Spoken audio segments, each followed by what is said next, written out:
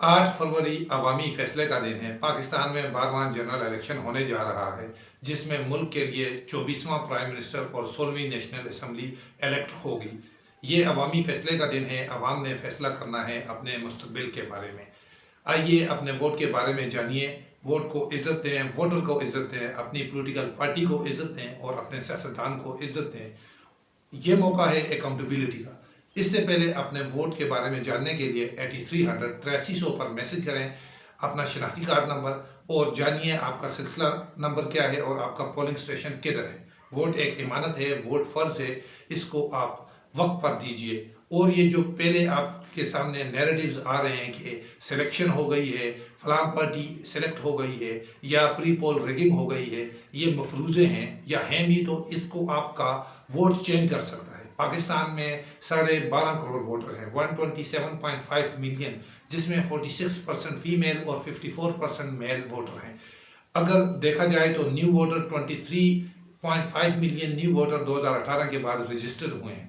इसमें 57 मिलियन के करीब 57% के करीब वोटर्स जो हैं वो यूथ के वोट हैं, क्योंकि पाकिस्तान की पॉपुलेशन 64% यूथ पर मुश्तमिल है। तो एक बहुत बड़ी चेंज आ सकती है। मुल्क की तरक्की के लिए, खुशहाली के लिए आपका वोट ज़रूरी है। आइए हम जानिए कि वोट किस बुनियाद पर दें।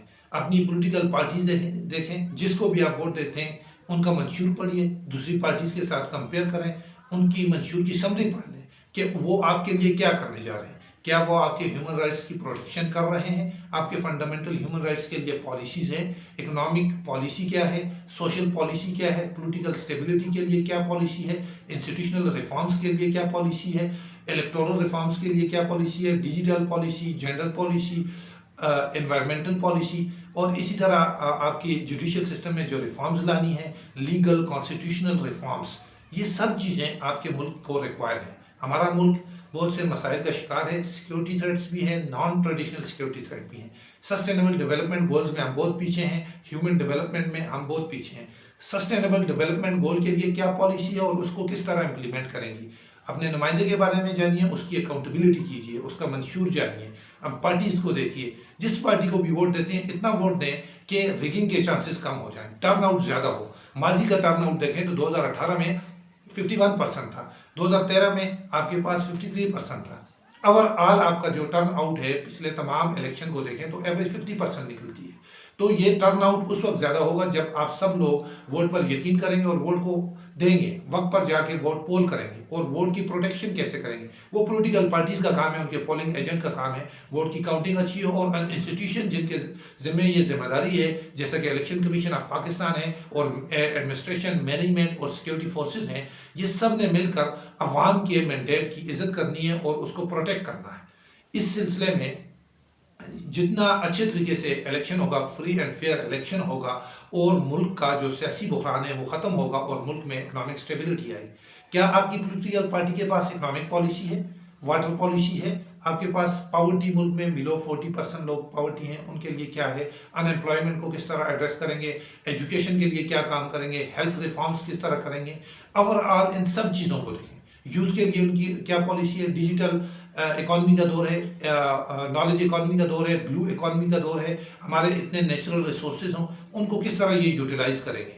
ओवरऑल फिस्कल मैनेजमेंट वो किस तरह करेंगे, इक्विटी किस तरह क्रिएट करेंगे, गुड गवर्नेंस कैसे लाएंगे मुल्क में प्लूरलिस्टिक पॉलिटिक्स किस तरह लाएंगे, कंसेंसस किस तरह क्रिएट करेंगे और 18 अमेंडमेंट को किस तरह इम्प्लीमेंट करेंगे। लोकल गवर्नमेंट की ज़रूरत है, लोकल गवर्नमेंट को एम्पावर करने की ज़रूरत है। ये कब आएगा, आपके वोट के थ्रू। आपके नुमाइंदे जब अक्सरियत में होंगे। माजी में देखें तो उनके पास अक्सरियत नहीं होती या उनके पास कोलिशन गवर्नमेंट बनती है तो वो पॉलिटिकल प्रेशर होता है, एक प्रेशर ग्रुप क्रिएट होते हैं, जिसकी वजह से एक जो पार्टी गवर्नमेंट में है तो उसको डर रहता है कि वो गिर जाएगी, उसकी गवर्नमेंट खत्म हो, ना वो रिफॉर्म्स कर सकती है ना वो अमेंडमेंट कर सकती है।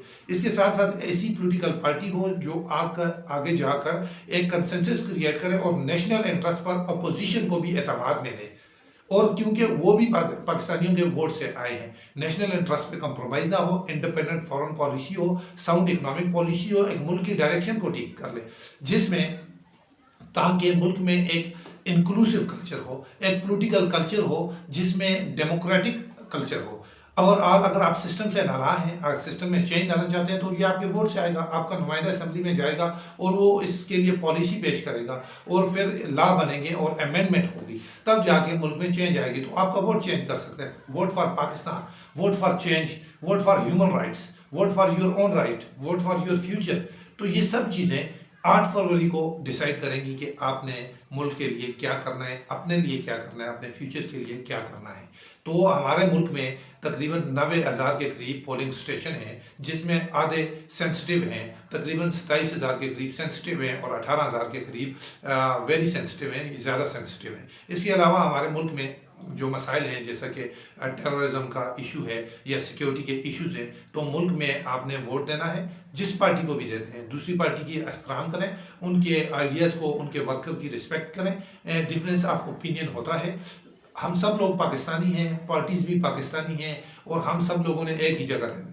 ووٹ ہم نے کس لیے کرنا ہے؟ پاکستان کی بہتری کے لیے، عوام کی بہتری کے لیے کرنا ہے، تاکہ ملک میں انفراسٹرکچر ڈیولپمنٹ ہو، ملک میں ہیومن ڈیولپمنٹ ہو، ملک میں ترقی ہو، خوشحالی ہو اور امن کی فضا قائم ہو اور ہمارا ملک ایک ڈیولپڈ کنٹری بنے۔ اس لیے ہم نے ووٹ کرنا ہے، تاکہ امن کے ساتھ یہ الیکشن ہو۔ اس کے لیے دعا بھی کریں، اپنا کام بھی کریں، جو کام آپ کی ذمہ داری ہے ووٹ دینا ہے، جو آپ نے لوگوں کو اویئرنیس کرنی ہے اور اس پہ آپ بات چیت کریں اور ایک اچھے طریقے سے رسپیکٹفل وے میں بات کریں اور پاکستان کی ترقی کے لیے دعا کریں۔